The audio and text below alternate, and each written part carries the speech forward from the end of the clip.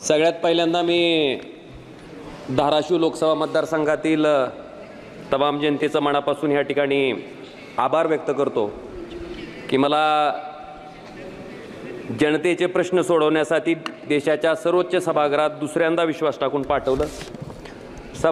सभापती महोदय, मला महाराष्ट्रातील पीक विमा योजनेबद्दल या ठिकाणी अतिशय महत्त्वाचा विषय मांडायचा आहे। सभापती महोदया, प्रधानमंत्री पीक विमा योजना नेमकी कुणासाठी आहे? शेतकऱ्यासाठी आहे का कंपन्यासाठी आहे? हा प्रश्न पडावा इतपत या योजनेची परिस्थिती आहे। सभापती महोदय, मला आपल्याला आकडेवारीवरून सांगायचं आहे की 2016 ते 2023 ह्याच्या दरम्यान फक्त महाराष्ट्र राज्यामध्ये केंद्र सरकारचा हिस्सा, राज्य सरकारचा हिस्सा आणि शेतकरी हिस्सा असं मिळून जवळपास कंपन्यांना 33,060 कोटी रुपयाचा प्रीमियम त्या ठिकाणी भरला गेला आणि कंपन्यांनी जो क्लेम त्या ठिकाणी शेतकऱ्यांना दिला तो आहे फक्त 23,874 कोटी रुपयाचा। सभापती महोदय, ह्याच्यातून एवढं दिसतंय की जवळपास 9,186 कोटी रुपयाचा नफा 2016 ते 2023च्या दरम्यान ह्या विमा कंपन्यांनी त्या ठिकाणी कमावला आहे। सभापती महोदय, माझी आपल्या माध्यमातून केंद्र सरकारला विनंती आहे की कंपन्याचं भलं करण्यापेक्षा आता ह्या योजनेमध्ये बदल करणं किंवा काही धोरणात्मक बदल करणं सरकारला गरजेचं आहे।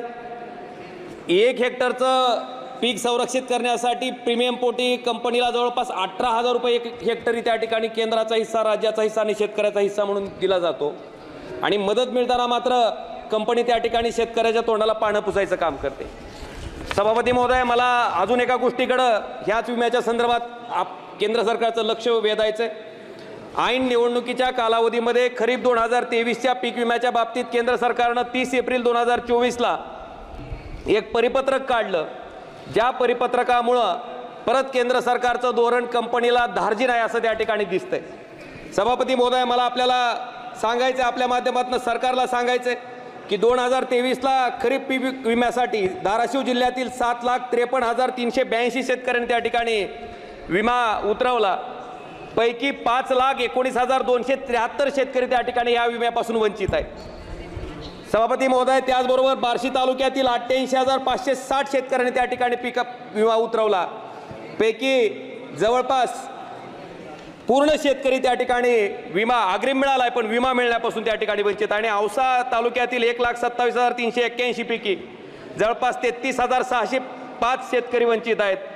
त्याचबरोबर निलंगा तालुक्यामधले 1,46,716 पैकी 49,185 शेतकरी, 49,185 शेतकरी त्या ठिकाणी वंचित आहे।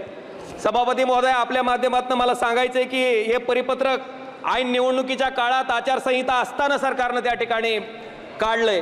हे परिपत्रक जाचक आहे ज्याच्यामुळं पीक विमा त्या ठिकाणी शेतकऱ्याला मिळण्यापासून अडचण येते आणि हे परिपत्रक रद्द करावं असं मी माननीय भारत सरकारच्या कृषी मंत्री महोदयांना 1 जुलै 2007 रोजी वैयक्तिक पत्राद्वारे मी त्या ठिकाणी मागणी केली आहे।